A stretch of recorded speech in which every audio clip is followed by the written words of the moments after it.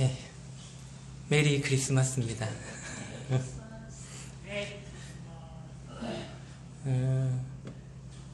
이제 19년도 2주 남았습니다. 이번 주 하고요.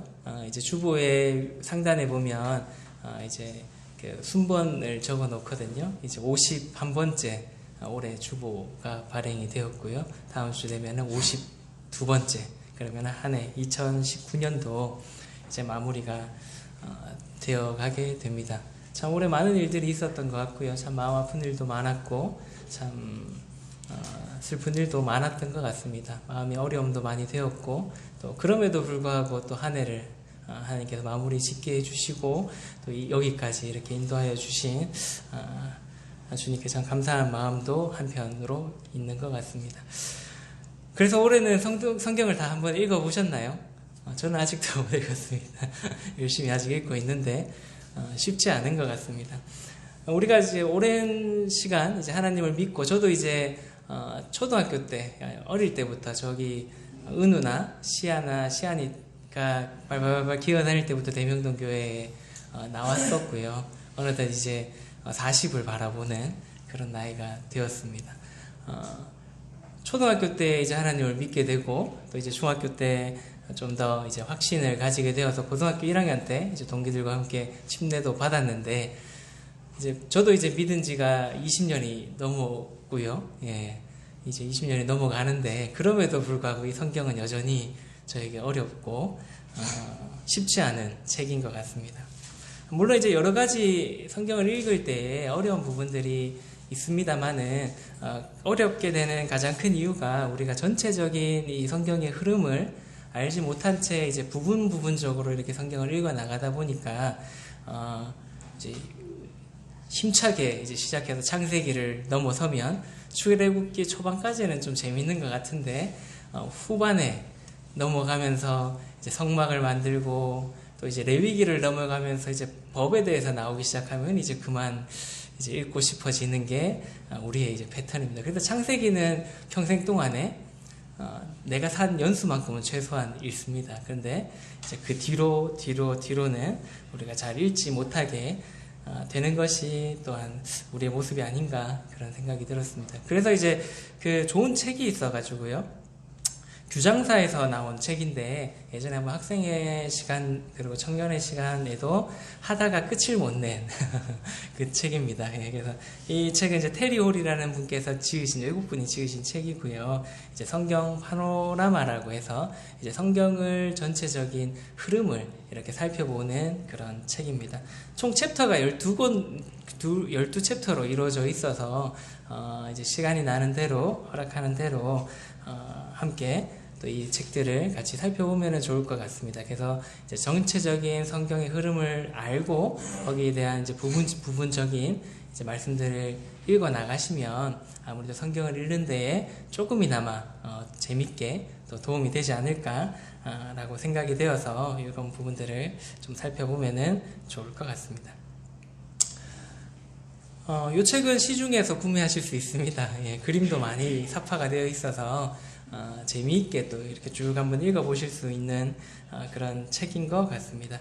챕터 1은 먼저 숲을 보고 나무를 보라 라는 그런 제목으로 챕터 1이 이제 시작이 되고요. 거기에 이제 밑에 소 제목에 조그맣게 보시면은 성경의 세 골격에 대해서 이 챕터 1에서는 다루고 있습니다.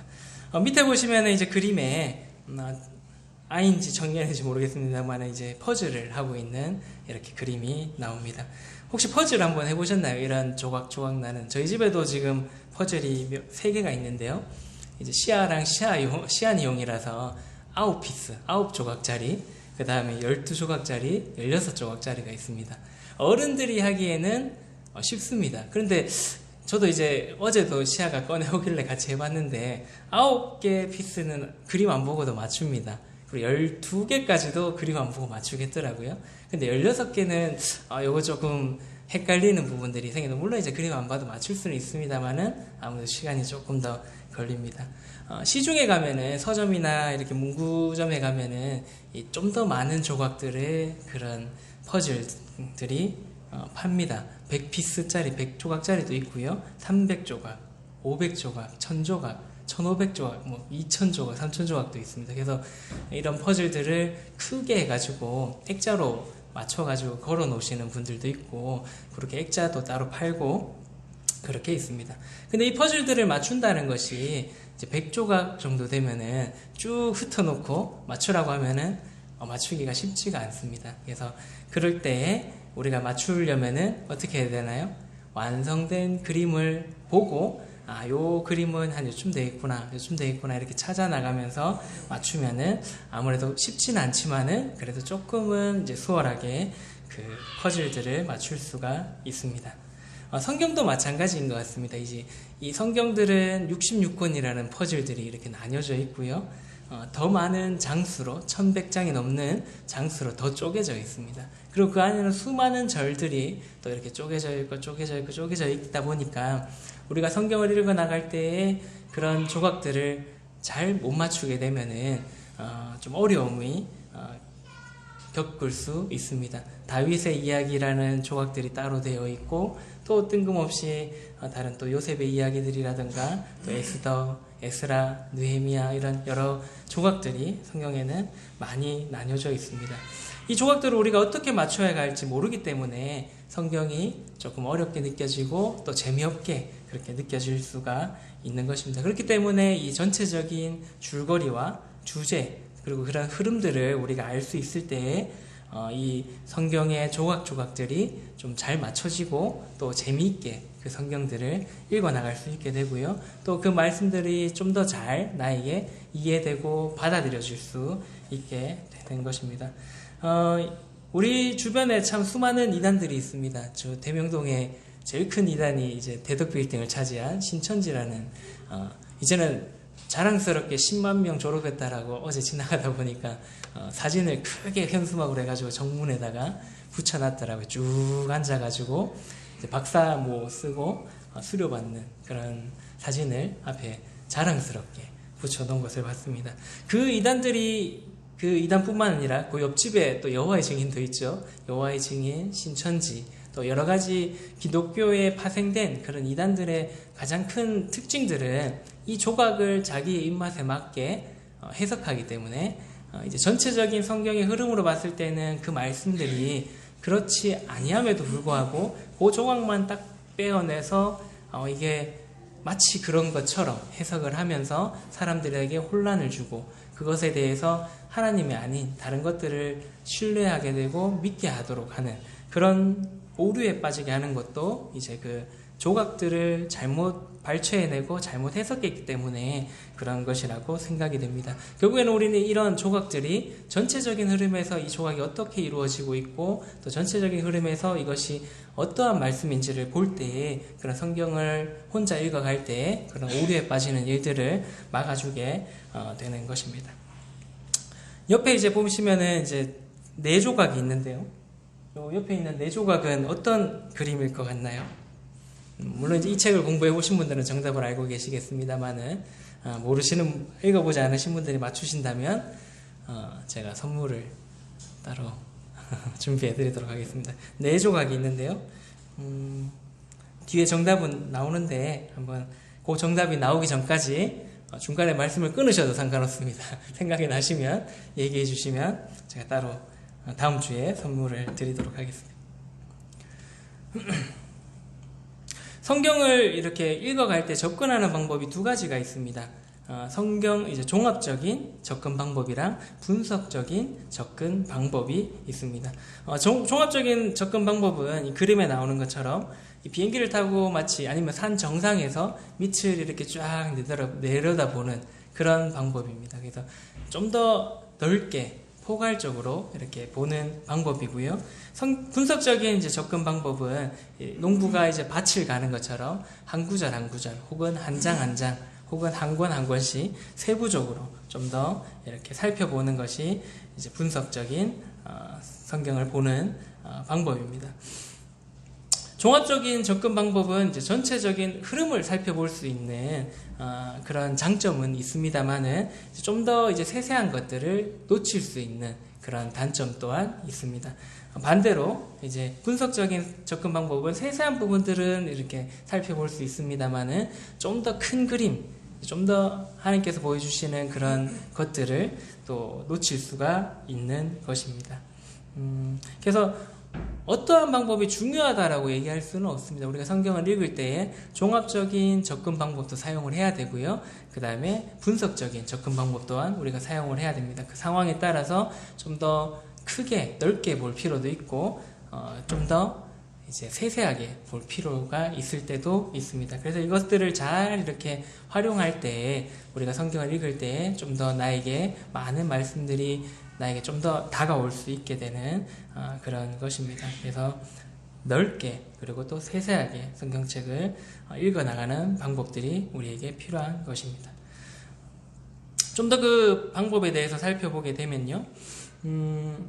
이제 우리는 성경이 전체가 있고요. 전체보다 조금 더 쪼개면은 신약과 구약이 있습니다. 그것을 좀 더 쪼개면은 각각의 창세기, 출애굽기, 레위기와 같은 권들이 있고요. 그 다음에 창세기 안에도 50장이라는 그 장들이 이루어져 있습니다. 그 안에는 이제 장 안에는 단락이 나눠지는 경우도 있고 그 장이 단락이 되는 경우도 있고요.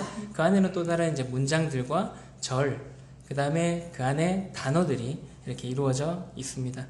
이 전체에서 이제 신약 혹은 구약, 각 권장, 단락, 문장, 단어로 접근하는 것이 그렇게 접근하는 방법이 또 있고요. 반대로 또 이렇게 접근할 수 있는 방법들이 있는 것입니다. 우리가 이 성경을 읽을 때 내가 예를 들어서 그 한 장에 대해서 공부를 하고자 한다면은 좀 더 좋은 방법은 그 장에 속한 그 권을 다 읽어보는 것이 가장 좋은 방법입니다.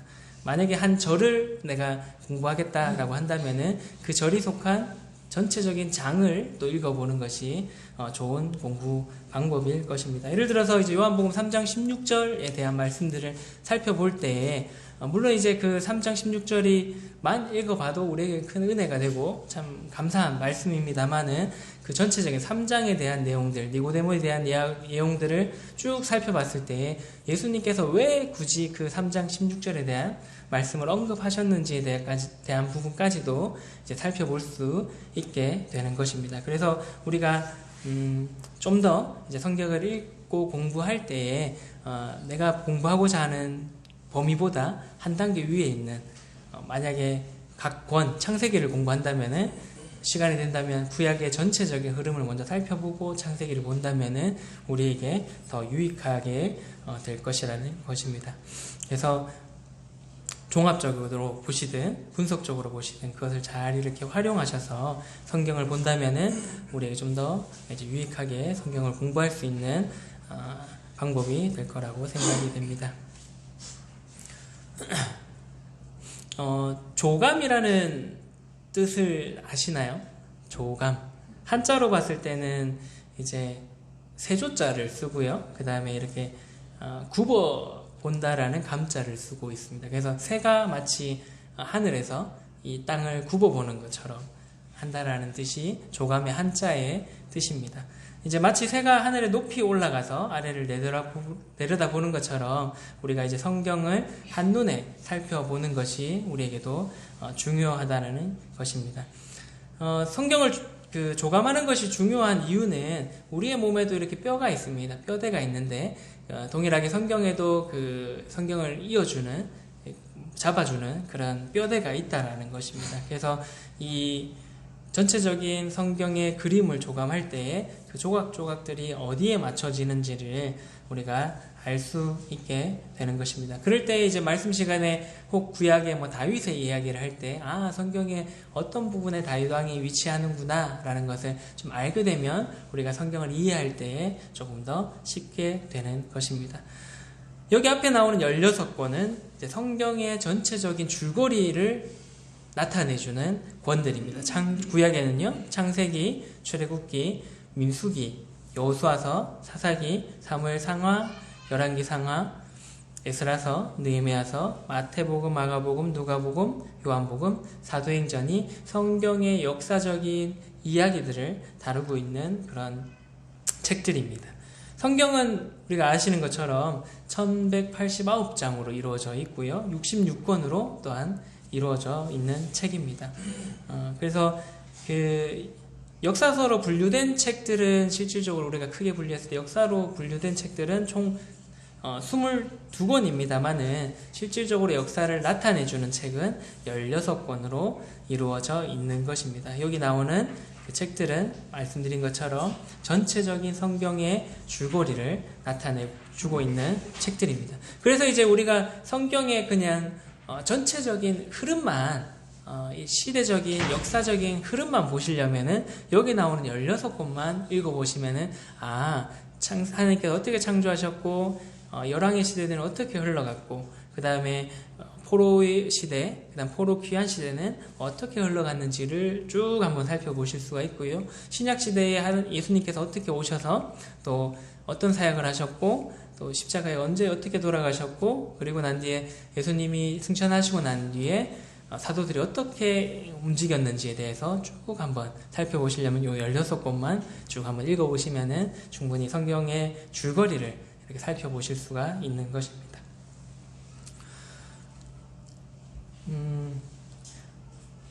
사도 요한이 이제 요한복음 가장 마지막 절에 했던 말씀인데요. 요한복음 21장 25절에 보면 예수께서 행하신 일이 이외에도 많으니 만일 낱낱이 기록된다면 이 세상이라도 이 기록된 책을 두기에 부족할 줄 아노라. 요한이 이런 얘기를 했습니다. 내가 예수님을 따라다녔지만 예수님께서 하셨던 모든 일들을 내가 책으로 만약에 기록한다면 이 세상의 모든 책들을 다 모아도 부족할 거다라고 이렇게 요한이 이제 간증을 했던 것입니다.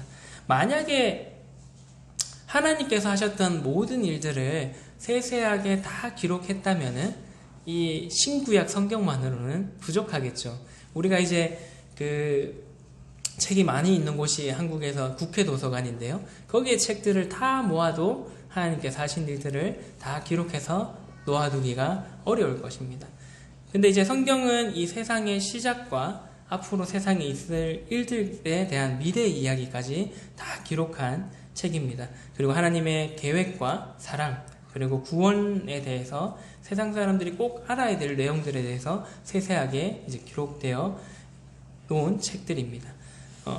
이 이야기들이 이렇게 66권으로 정리가 될 수 있었던 것은 사람의 지혜로는 불가능한 것입니다. 우리는 어떤 게 중요하지, 어떤 게 중요하지 않지를 이렇게 뭐 글을 써보시거나 하셨을 때 해보셨겠지만은 참 그거를 골라내기가 참 쉽지 않습니다. 나는 이것도 중요한 것 같고 이것도 중요한 것 같아서 요약하라고 하면 우리는 똑같이 거의 뭐 A4지 한 장을 요약하세요 하면은 A4지 반장으로 줄이는 것이 굉장히 어렵거든요.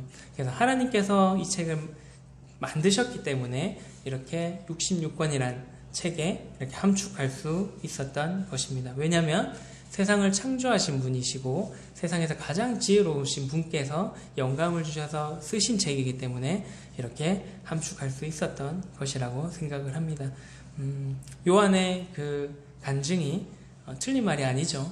하나님께서 하신 일, 예수님께서 하신 일들을 다 기록해서 이 세상의 책으로 만들어 놓았다면은 그 책을 놓을 수 있는 곳이 아마 없었을 것이라고 생각을 합니다. 하나님께서 우리가 좀 쉽게 또 편하게 읽을 수 있도록 이렇게 성경으로 함축해서 우리에게 이 책을 주신 것입니다. 성경은 이제 현재를 살아가고 있는 우리에게 이제 과거와 미래까지도 알려주는 그런 책입니다. 하나님께서 창조를 하신 이야기부터 해서 하나님의 계획을 완성시켜가는 것까지 이 책에 기록이 되어 있습니다. 그래서 우리는 성경을 잘 조감할 때에 우리가 살아가고 있는 이 현재라는 시대도 잘 분별하고 잘 이 상황이 어떻게 흘러가는지를 볼 수 있게 되는 것입니다. 과거의 구약의 사람들에게는 성경의 구약의 내용들이 다 비밀이었습니다. 근데 이 시대를 살아가는 우리에게는 예수 그리스도를 통해서 그 비밀이 확실하게 우리에게 보여지게 된 것입니다. 이 예언들이 이루어지는 것들을 보면서 우리가 이제 어떠한 믿음을 가질 수 있습니까? 앞으로 이루어질 일들에 대해 기록된 것까지도 우리가 하나님께서 예수 그리스도를 통해서 이루신 것을 보면서 그럴 수 있겠다.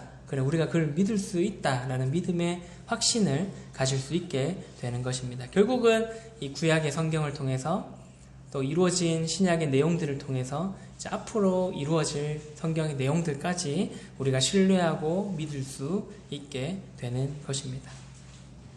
아까 그 4조각의 정답 혹시 대답하실 수 있을까요? 작은 조각들만 봤을 때는 우리가 큰 그림을 보기가 어렵습니다. 하지만 큰 그림을 봤을 때 오히려 작은 조각을 이해하기는 쉽습니다. 아까 이제 봤던 그 4조각의 그림은 지금 이 시기에 딱 맞는 예수님께서 구유에 놓여 있으신 그 장면의 그림입니다.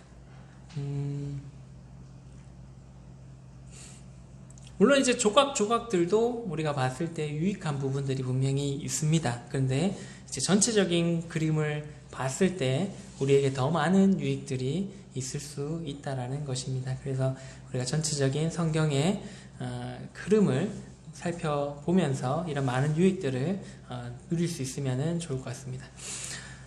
우리가 이 파노라마라는 이 12챕터를 통해서 얻을 수 있는 유익들이라고 책에 이 사람이 테리올이라는 저자가 기록해 놓았습니다. 첫 번째는 성경의 세 골격과 또는 이제 8골격에 대해서 알 수 있게 되고요. 그 다음에 한 달락으로 된 성경의 역사를 이제 살펴볼 수 있게 되고, 성경의 모든 초점은 예수 그리스도께 고정된다는 것을 살펴볼 수가 있습니다. 또한 각 행이 성경의 각 권을 묘사하는 시라는 것을 알 수 있게 되고요. 또 성경을 한눈에 보여주는 3가지의 지도를 살펴보게 될 것입니다. 그리고 신구약 각각에 대한 역사적인 12시대에 대해서 살펴보게 될 거고, 그 다음에 성경 66권의 간략한 주제와 개요를 살펴보게 될 것입니다. 그 다음에 신구약 비교 및 대조를 하게 될 거고요. 그 다음에 신구약 사이에 있는 성경에 기록되어 있지 않는 400년의 침묵기에 대한 부분들도 함께 살펴보게 될 것입니다. 그래서 성경 파노라마를 함께 공부해 나가면서 저도 그렇고 성도님들도 그렇고 이러한 유익을 얻을 수 있으면 좋을 것 같고요. 그래서 혼자 성경을 읽어 나갈 때 좀 더 재미있게 그렇게 읽어 나갈 수 있는 기회가 되면 좋을 것 같습니다. 성경의 기초 상식에 대해서 좀 살펴보도록 하겠습니다. 우리가 다 아는 내용들입니다. 구약은 몇 권으로 되어 있나요?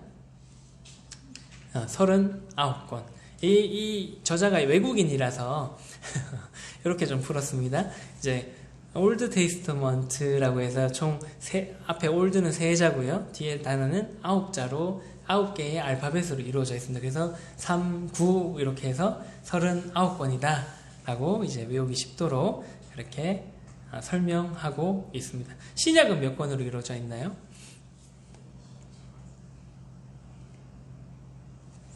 39권이고요.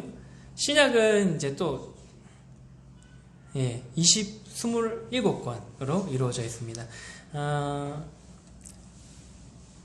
똑같이 이제 이분은 외국분이라서 이제 뉴 테이스먼스라고 해가지고 이제 뉴는 3자, 그다음 뒤에 거는 똑같이 9자 해서 3 곱하기 9 해서 27로 하자라고 해서 좀 외우기 쉽게 27권이다 라고 이렇게 기억하기 쉽게 이렇게 좀 풀어놨습니다. 근데 우리는 한국 사람이기 때문에 구약은 39권이라는 걸 외우시고요. 동일하게 구약이 39권이니까 그 앞에 있는 39, 그럼 신약은 27 곱하기 해서 27이다 라고 외우시면은 좋을 것 같습니다. 물론 이제 어떤 방법으로 외우시든 간에 이런 것들은 이제 성경을 읽어 나갈 때 기초 상식이기 때문에 구약은 39권, 신약은 27권이구나 라는 것들을 아시면은 좋을 것 같습니다. 이제 성경의 3골격에 대해서 말씀을 드릴 건데요. 성경은 이제 구약과 신약으로 나뉘어지고 그 안에 역사서, 그 다음에 체험서, 그 다음에 예언서 이렇게 3골격으로 나뉘어져 있습니다. 구약은 이제 역사서가 총 17권, 그 다음 신약은 역사서가 총 5권이고요. 체험서는 구약은 5권, 신약은 21권이 있습니다. 예언서는 구약은 17권, 그 다음 신약은 1권으로 이루어져 있습니다. 구약과 신약의 역사서의 합은 몇인가요? 22권. 그리고 신약 그러니까 구약의 체험서와 예언서의 합도 22권, 그다음 신약의 역사서와 그 체험서와 예언서의 합도 22권, 그러니까 22권, 22권, 22권, 총 66권으로 성경은 이루어져 있습니다. 역사서는 이제 그 성경의 전체적인 역사의 흐름을 나타내는 성경들이고요. 체험서는 그 안에 구약에는 대표적인 체험서가 어떤 게 있나요? 욥기 혹은 시편, 이렇게 내가 하나님을 느꼈던 것에 대해서 기록한 것들이 바로 체험서입니다. 그래서 신약에는 체험서가 많죠. 왜 그렇죠? 사도들이, 서신서들이 다 체험서들입니다. 내가 하나님을 이렇게 느꼈는데 너희들도 이렇게 느끼면 좋겠어. 너희 교회에 이런 문제가 있구나. 근데 이렇게 해결해 나가면 좋겠어. 라는 본인이 느낀 하나님에 대해서 성도들에게 나타내주는 책들이 체험서입니다. 예언서는 구약이 좀 더 많습니다. 왜냐하면은 아직 이루어지지 않은 예수 그리스도에 대한 이야기들을 할 것들이 너무 많았기 때문에 예언서, 그 다음에 포로로 잡혀가는 것에 대한 예언들, 귀환될 것에 대한 예언들, 우리가 지금 살펴보고 있는, 수요일마다 살펴보고 있는 이사야서도 예언서에 이제 포함되어 있는 책입니다. 신약에는 예언서는 요한계시록 한 권만 있습니다.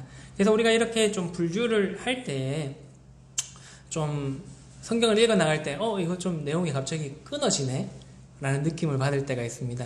갑자기 열왕들의 얘기를 하다가 갑자기 이게 포로 귀환에 대한 얘기가 나온다던가, 아니면 열심히 읽어가고 있는데 시편이 나오고 잠언이 나오고 이렇게 중간중간에 이야기가 마치 끊어지는 것처럼 느껴질 때가 있습니다. 사도행전 뒤에 뭔가 이어지는 내용이 나오면 좋겠는데 갑자기 편지, 로마서가 나오고 편지들이 나오기 시작하니까 이 얘기와 이 얘기는 별개라고 생각하는 경우가 있습니다만은, 실질적으로 그 역사서 안에 각각의 체험서들은 다 시대적으로 이렇게 포함되어 있는 내용들이라는 것입니다.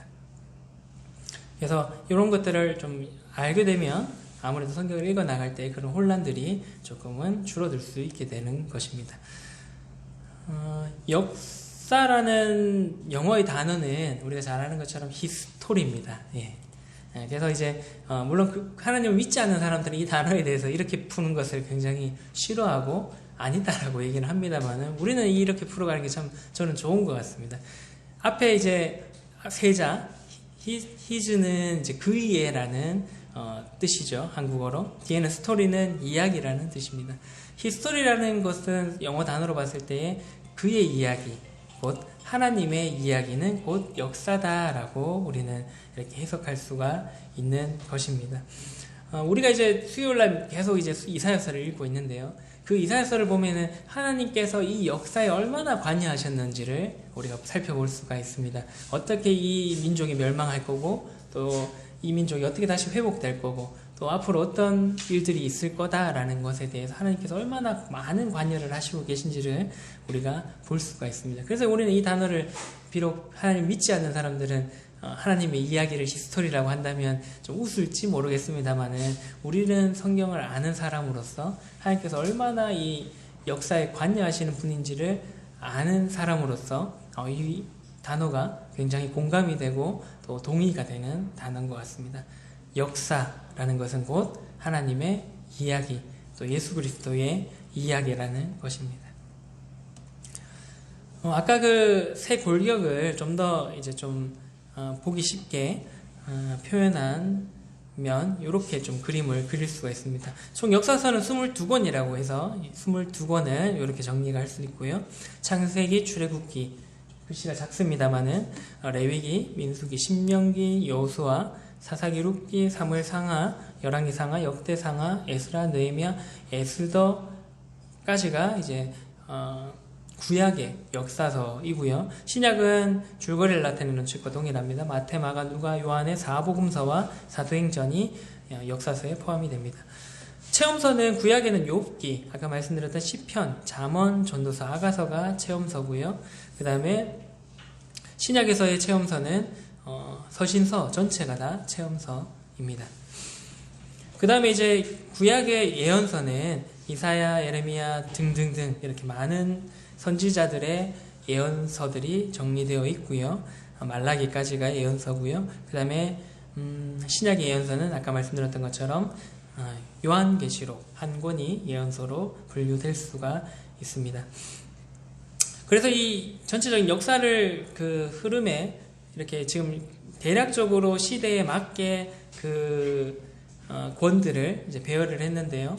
창세기와 이제 동시대, 욥기는 우리가 봤을 때 족장시대라고 이제 내용으로 봤을 때 볼 수 있기 때문에 보통은 이제 창세기와 동시대로 욥기를 보고 있습니다. 그리고 사무엘상하, 그 다음에 물론 이제 시편에는 그 전에 내용들도 물론 나옵니다만은 대부분은 다윗이 지은 시, 그 다음에 그 시대에 지었던 시들이 이 시편이 이제 그 시대에 포함되어 있고, 잠언, 그 다음에 전도서 이런 내용들도 이제 솔로몬의 잠언과 전도서 이렇게 또 포함이 되어 있습니다.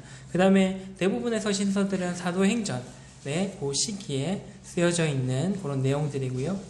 사도 요한이 가장 마지막에 썼던 것들이 또한 계시록에 이렇게 있습니다. 그래서 내용이 끊어지고 하는 부분들에 대해서 이렇게 정리해서 보시면 좀 더 이해하기가 쉬울 거라고 생각이 듭니다.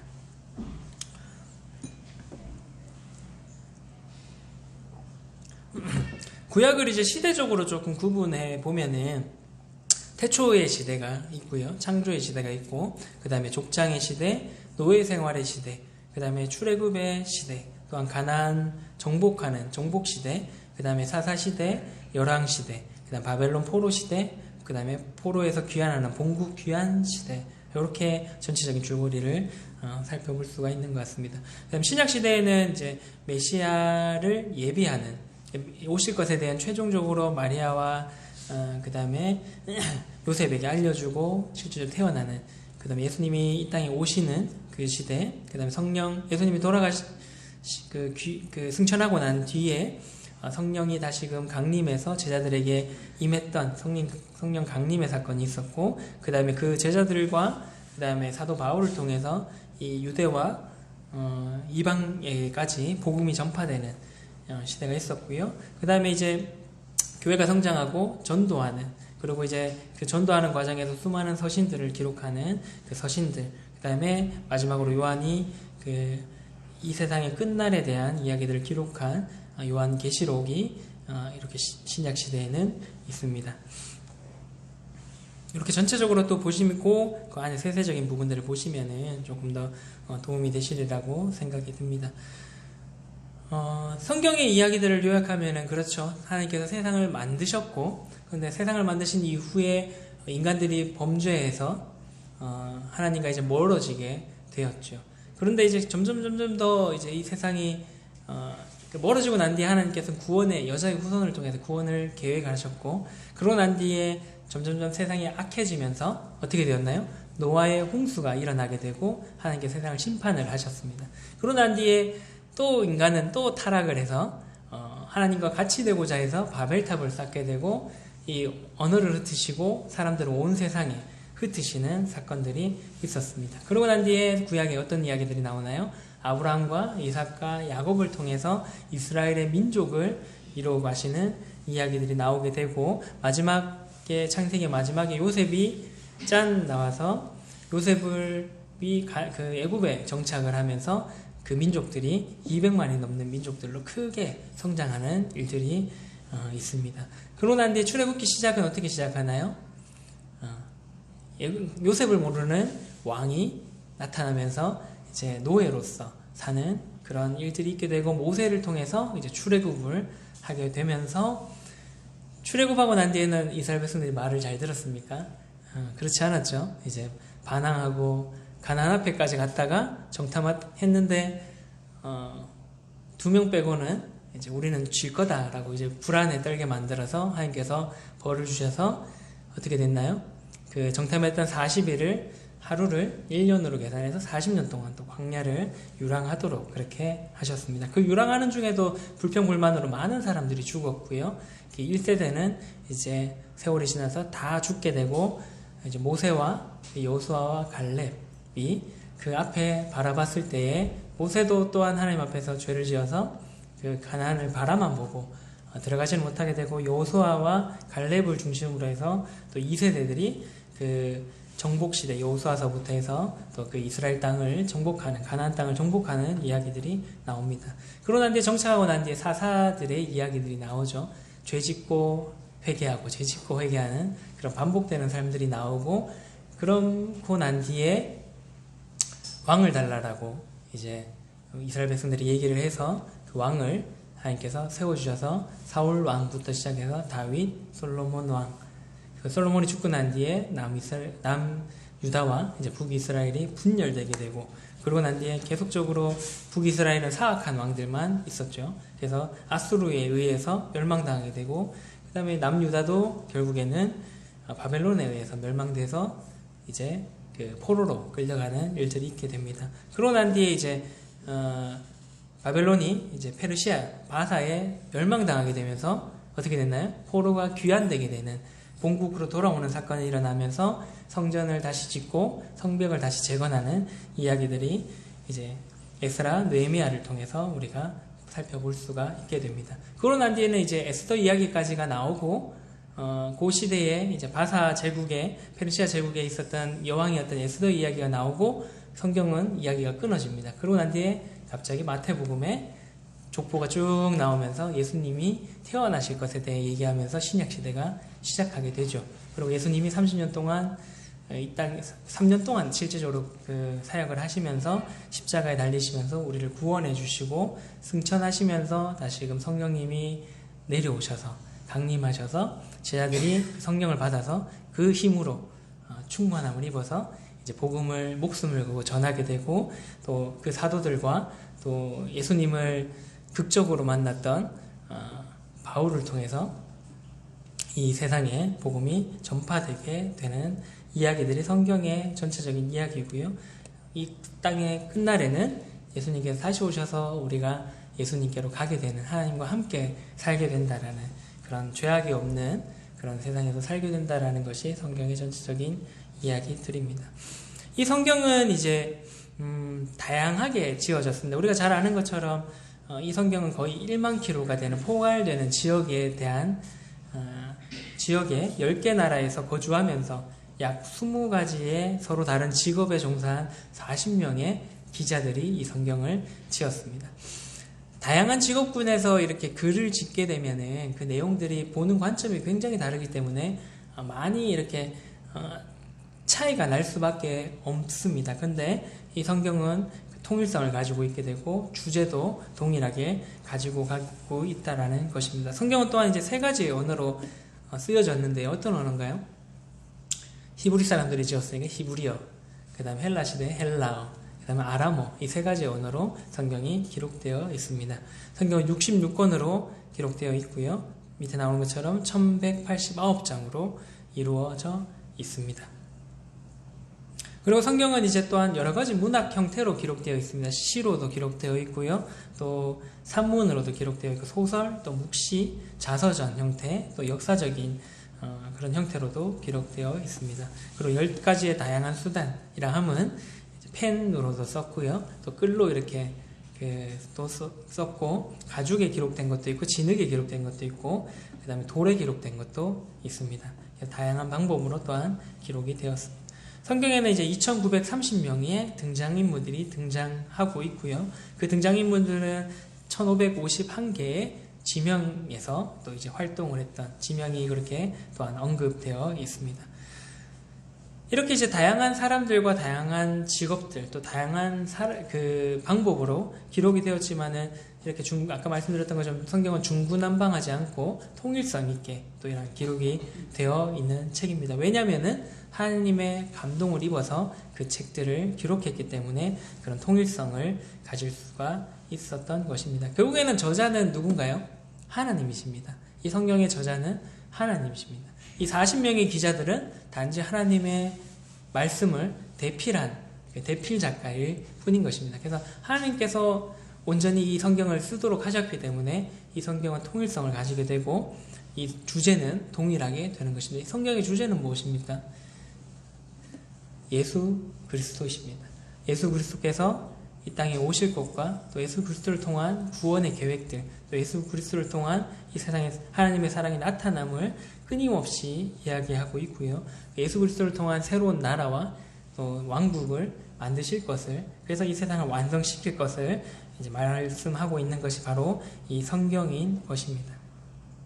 이 주제만 벗어나지 않는다면 우리는 그 잘못 해석해서 이단으로 빠지는 일은 없을 것입니다. 이 성경의 주제는 예수 그리스도고, 예수 그리스도 이외에는 우리가 구원받을 이름이 없고, 예수 그리스도 이외에는 하나님께서 우리에게 주신 이름이 없다라고 성경에 기록되어 있습니다. 이 성경을 예수 그리스도라는 주제를 가지고 살펴보신다면 많이 또 유익하실 거라고 생각이 됩니다. 우리는 이제 성경을 잘 이해하고 있나요? 이해되는 부분들도 있고 이해가 되지 않는 부분들도 많이 있을 거라고 생각이 듭니다. 누군가 우리에게 성경이 왜 쓰여졌니? 라고 묻는다면 우리는 어떻게 대답할까요? 성경의 목적은 무엇인가요?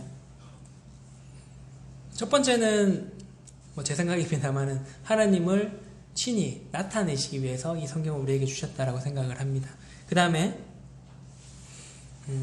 하나님의 구원에 대해서 우리에게 나타내 보여주시기 위해서 이 성경을 우리에게 남기셨다라고 생각을 합니다. 우리는 이 성경을 통해서 우리가 그것을 먼저 알 필요가 있고요. 하나님에 대해서, 또 하나님의 구원에 대해서 우리가 알 필요가 있고, 또한 하나님을 아직 모르는 사람들에게 이것을 나타내 줄 필요도 우리가 있는 것입니다. 아직 세상에 많은 사람들, 또 그 기독교를 믿는다라고 하는 그 사람들이 행위로서 어떤 뭔가를 얻으려고 하는 것들이 아직은 많은 것 같습니다. 교회 열심히 다니고, 또 새벽 기도를 열심히 나가고, 헌금을 많이 하고, 이렇게 종교 생활을 통해서 하나님께로 뭔가를 얻으려고 하는 그런 것들이 아직은 많이 있는 것 같습니다. 이런 것들은 결국에는 인간들의 노력일 뿐이고요. 이런 것들을 열심히 하면 뭐가 생기나요? 구원이 생기는 것은 아니고 한 가지 얻는 것은 있습니다. 자기 만족.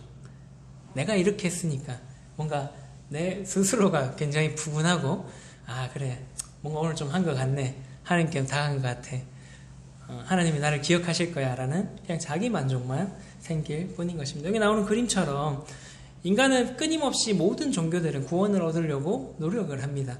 하지만은 성경에서 말씀하고 있는 부분은 구원은 인간이 이루어가는 것이 아니라 하나님께서 이루어 주시는 것이라고 분명히 말씀하고 있습니다. 구원은 믿음으로써, 은혜로써 그냥 받는 것이다 라고 우리에게 말씀하는 것입니다. 그래서 우리는 그 구원에 대해서 자랑할 것도 없고, 또 하나님 앞에 섰을 때 우리가 천국에 갈 수 있다 한들 우리의 노력이나 우리의 수고로 인해서 그렇게 된 것이 아니기 때문에 다만 우리의 구원을 이루어 주신 예수 그리스도를 높이고 찬양할 수밖에 없게 되는 것입니다.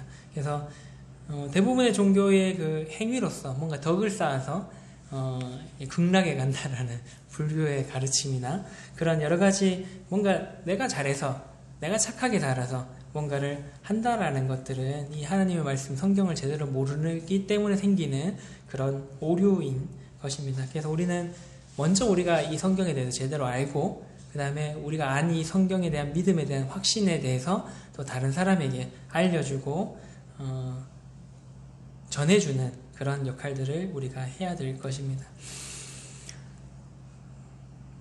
그래서 우리는 이제 그 모든 나의 것들로 이루려고 했던 것들을 다 여기 이 사람처럼요, 행위와 선행과 이런 것들 다 쓰레기통에 버리고 오직 주님만 바라보는 삶을 살아야 되는 것입니다. 그래서 우리가 알고 확신한 일에 거한 내용 먼저 거하고요, 그리고 그 거한 내용들에 대해서 주변 사람들에게 또한 전해야 될 것입니다. 다만 우리가 이 하나님을 제대로 알기 위해서 성경을 읽어나갈 때 이 내용들이 조금 도움이 되시면 좋을 것 같고요. 그래서 이제 우리가 하나님을 먼저 제대로 알고, 알게 된 하나님을, 또 하나님의 사랑을 또 전하는 성도님들이 되시면 좋을 것 같습니다. 디모데전서의 말씀인데요, 3장 13절부터 17절까지의 말씀 제가 읽어드리고 마치도록 하겠습니다. 악한 사람들과 속이는 자들은 더욱 악하여지어서 속이기도 하고 속기도 하나니, 그러나 너는 배우고 확신한 일에 거하라. 너는 내가 누구에게서 배운 것을 알며 또 어려서부터 성경을 알았나니, 성경은 능히 너로 하여금 그리스도 예수 안에 있는 믿음으로 말미암아 못하네요, 구원에 이르는 지혜가 있게 하느니라. 모든 성경은 하나님의 감동으로 된 것으로 교훈과 책망과 바르게 함과 의로 교육하기에 유익하니 이는 하나님의 사람으로 온전하게 하며 모든 선한 일을 행할 능력을 갖추게 하려 함이라. 세상에서는 좋은 교육이 좋은 사람을 만든다라고 얘기하고 있습니다. 좋은 교육이 사람을 변화시킬 수 있다라고 말하고 있습니다. 하지만 사람을 변화시킬 수 있는 그런 좋은 교육은 실제로 없습니다. 만약에 그런 좋은 교육이 있었다면, 그런 세상을 변화시킬 만한 교육이 있었다면 이 세상은 지금 이렇지 않을 것입니다. 양질의 교육을 받았잖아요. 우리도. 저도 받았고요. 초중고를 거쳐 대학까지 나왔는데도 불구하고 그 교육은 사람을 변화시킬 수가 없는 것입니다. 오직 하나님의 감동으로 된 이 성경만이 사람을 변화시킬 수 있는 것입니다. 우리 막 그런 간증들 많이 듣잖아요. 극악무도한 범죄자였는데 하나님을 믿고 변화되어서, 근데 좀 마음에 안 드는 건 꼭 변화가 되면 목사가 되더라고요. 뭐 좋은 일입니다만은 어쨌든 그런 변화를 하는 그런 간증들을 우리가 많이 듣습니다. 술을 정말 알코올 중독 정도로 마시다가 하나님을 제대로 믿고 하나님을 알게 되었을 때 정말 그 술로서 어떤 푸는 그런 것들을 돌이켜서 하나님으로서 그것을 이제 채우고 자신의 공허함들을 하나님으로 채운다는 얘기들을 우리가 쉽게 들을 수 있습니다. 그렇게 하나님의 감동으로 된 성경만이 우리의 삶을 변화시키고 우리를 변화시킬 수 있다라는 것입니다. 오늘 이제 모임의 날이 끝나면은 달력을 나눠드릴 텐데요. 달력에 보면 저번에도 말씀드렸습니다만은 매일 읽을 성경 분량들이 기록되어 있습니다. 일자 밑에 창세기 1장에서 5장까지 1월 1일이 창세기 1장부터 5장까지 읽는 날입니다. 그래서 읽어 나가시면서 이 공부도 함께 해가면 좋겠다라는 생각이 들어서 이렇게 하게 된 거고요. 그래서 조금이나마 성경을 읽어 나갈 때 좀 재밌게 읽어 나갈 수 있는 방법들을 함께 찾아가면 좋을 것 같습니다. 그래서 일주일 동안 보통 한 하루에 5장 정도 읽을 겁니다. 1년에 한 번 일 정도 성경을 읽으려면요. 그러면 창세기 15, 35, 한 35장까지 읽고 나면 교회에 와서 또 읽은 것들을 나누고 또 교훈받은 것들을 나누고 하는 그런 일들이 생겨나면은 좋을 것 같습니다. 그래서 우리가 이 성경을 읽어 나가면서 우리가 이 배운 바들을 좀 더 확실하게 구할 수 있고 또 그 배운 바들을 또 통해서 하나님을 나타내는 그런 성도님들이 되시면은 좋을 것 같습니다. 그래서 하나님을 나타내는 그런 대명동 교회가 또한 되었으면은 좋을 것 같습니다. 그래서 2020년에는 숫자도 굉장히 좀 매력적이지 않습니까? 2020 앞과 뒤가 똑같은 뭔가 멋있는 것 같습니다. 그래서 우리는 하여튼 특별하지 않지만 뭔가를 특별하게 만들어서 해나가는 것들이 필요한 것 같고요. 어쨌든 2020년에는 하나님을 알아가고 또한 닮아가고 또 알아가는데 닮아가는데 힘쓰는 그런 대명교회가 되어가면 좋을 것 같습니다. 예.